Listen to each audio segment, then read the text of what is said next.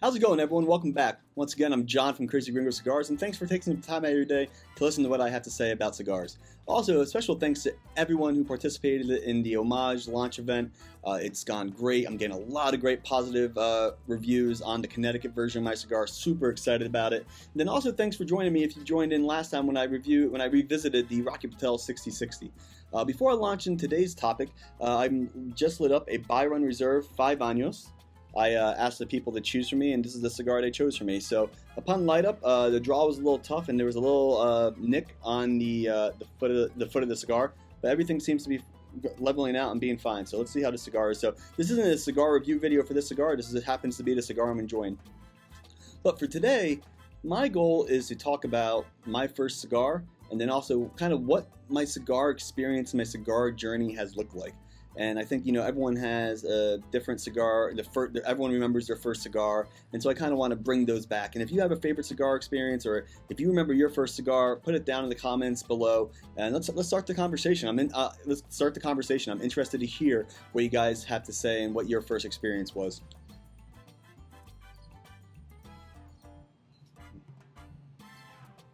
So if I stop mid, just to take some thoughts about this cigar. Pretty dry to start off, very chocolatey though. So my first cigar. So if you've followed me on Instagram or watched some of my YouTubes or my Instagram lives, you know that I'm an officer in the United States Coast Guard. And my first cigar actually was when I was 21 years old as a cadet at the Coast Guard Academy. So before that, I never really, smoked anything. I promise you, I didn't smoke anything, and cigars were my first real vice that I experienced. And so at the Coast Guard Academy, there's this event called Dining In. And Dining In is all the officers at the Coast Guard Academy, it's their way of welcoming the senior cadets into the officer corps. So it's basically a banquet dinner. There's a lot of port being served, but the highlight is at the end of the night, you get to smoke cigars with some high-ranking officers, including admirals, and you kind of get to share in the camaraderie and create bonds and kinship over cigars. So that was the first time I ever had a cigar. And I remember when I had that cigar, I said to myself, what have I been missing? I mean, that cigar, just the experience, the friendship, the conversations, kind of just letting loose and relaxing, and also just enjoying a cigar, for me was like the light bulb went off in my head. The first cigar I had, so that night, the first cigar I had was a Cohiba, Connecticut, I believe. So, funny story. Me and one of my close friends, we knew we needed a cigar for this event, so me and her, we went to this local smoke shop. We had no idea what we were doing. Walk into the smoke shop, and we're like, what do we get? And I'm like, well, Cohiba. Just because watching movies and stuff, Cohiba has that name brand, that name recognition. So I said, let's get 2 Cohibas. So Cohiba Connecticut, I believe, was the first cigar that I ever smoked. Put down in the comments below what your first cigar you ever smoked was. What do you remember about it? It's funny, I don't think I have gone back to the Cohiba Connecticut since that cigar. I have had the Cohiba Riviera, which made my top list for 2023. And every time I see a Cohiba, it kind of gets nostalgic for me because that is the first cigar that I ever smoked.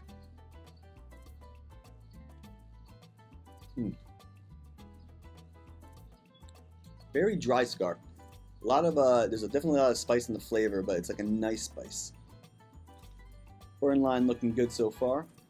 So let's see. I had my first cigar at the Coast Guard Academy. Enjoyed it. I got stationed in Puerto Rico. Would occasionally smoke cigars with some friends, on special occasions and whatnot. It really wasn't until the Bahamas, when I was stationed in the Bahamas and lived in the Bahamas, that I started ordering, sampler packs from Cigars International. I did like the Rocky Patel mild to medium sampler packs, and I would smoke those a lot more frequently than when I was in Puerto Rico. And I knew I liked cigars. I knew I liked the experience. I usually paired it with some sort of rum, especially being down in the Caribbean. And so that's kind of how I got my foray into cigars. Fast forward, after the Bahamas, moved to Washington, D.C., and once again continued that casual cigar experience. Always had some cigars on tap. Didn't really go to cigar lounges, but if there were cigars around, I always enjoyed having one, and I would always enjoy having it with friends. People hadn't started calling me the cigar guy yet, and I think everyone has that friend in their friend group who is the cigar guy. So as I was saying, in the Bahamas, I didn't really have that, the nickname of the cigar guy yet. Um, and even in DC, when people kind of knew that I enjoyed cigars and I, would be a cigar person. But when I really started my cigar journey, it was after my honeymoon. My wife and I went to Mexico on a beautiful honeymoon, and like a classic, like anyone does at the duty free, I was lured into buying Cuban cigars, and so I bought a whole bunch of Cuban cigars for my collection, and it was on the plane I realized, well, if I have these really nice cigars I just spent a lot of money on, I'm going to need a nice way to store them. So I ended up getting a 23-liter electric humidor from King Chi, and what happened next, I think still blows me away. I got back, set the humidor up, did all my research, but then I got really into the hobby. I was consuming cigar content and media like crazy, watching Cigar Hound Dog, Cigar Alchemist, watching every cigar video I could, reading about the different brands, watching videos about the history of the different families and why they left Cuba, when they left Cuba, the difference between New World cigars and Old World cigars, and it was just a rabbit hole that never ends. And I think, at this point, I was finished with my graduate studies, and I was kind of yearning for something else to learn and something else to dive into to learn about, and I always want to learn as much as possible, and so I dived right in, and cigars happened to be that thing that I dived right into, and maybe not the best thing for my bank account either.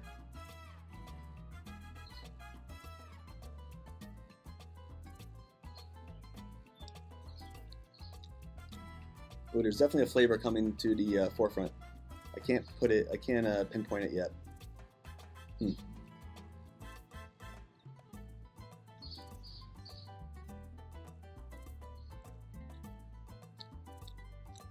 It's like a dark cocoa. That's what I'm going to call it, dark cocoa. So let's see. So after the honeymoon, started doing a ton of research, watching videos, consuming it, and it wasn't until about October of last year where I was watching, I believe it was Roger from Working Man Cigars, and Roger had just gotten his start and started making content and videos, and I was watching him, and I said to myself, I can do something like that, like, why not me?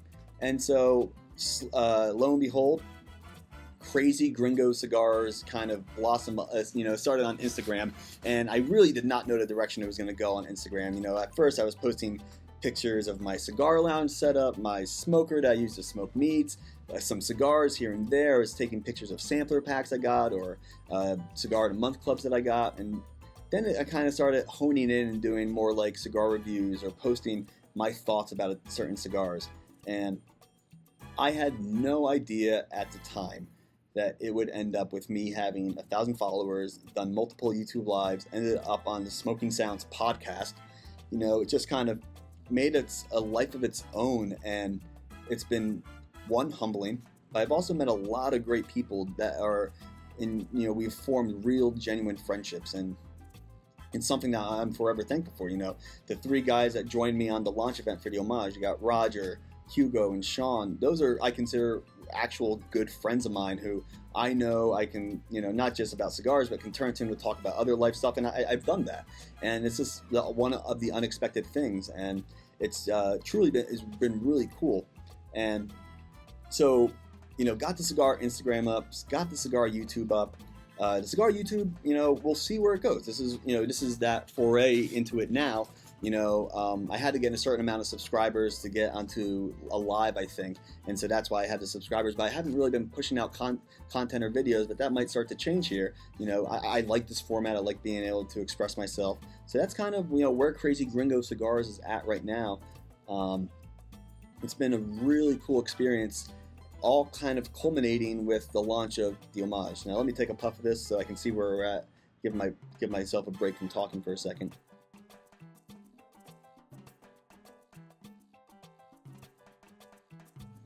I like this cigar. I think it has an expensive price tag, but I'm enjoying it so far. I forget what the price is on it.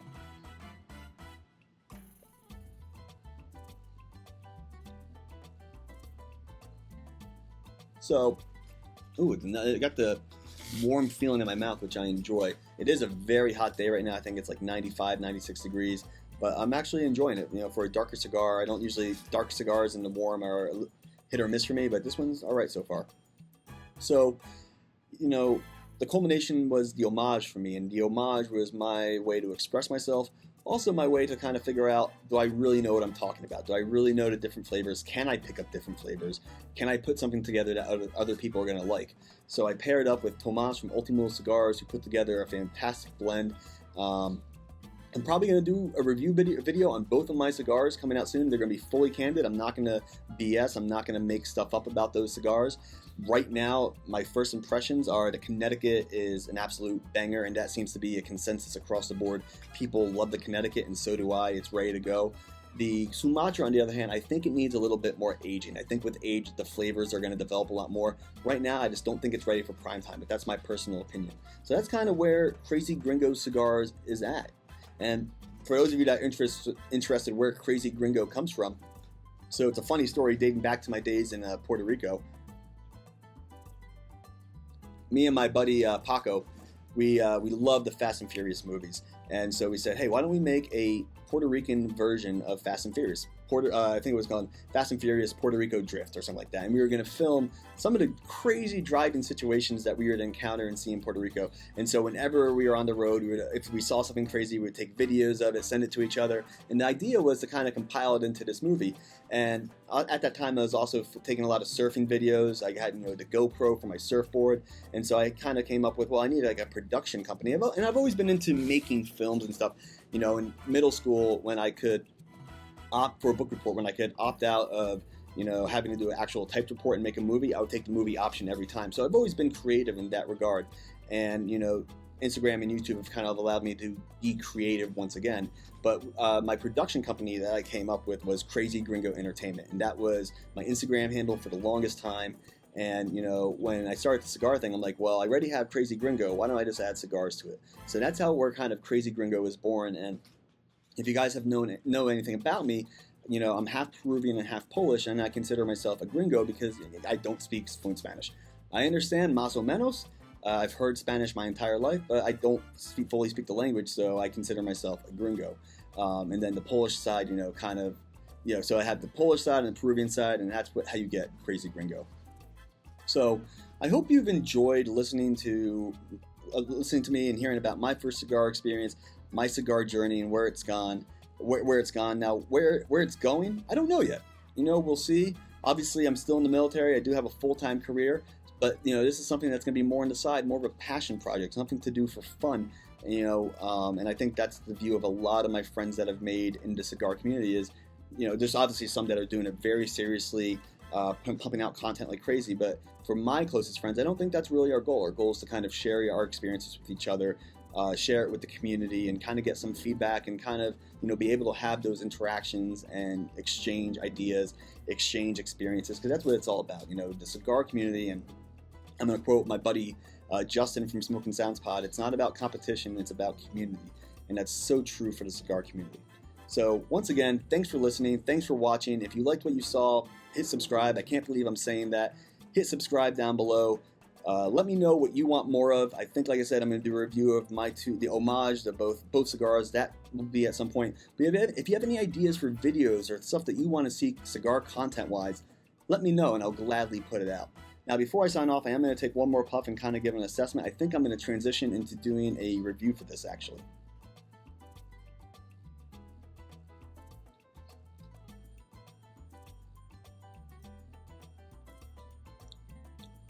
Yeah, it's a deep chocolate flavor, very smooth finish.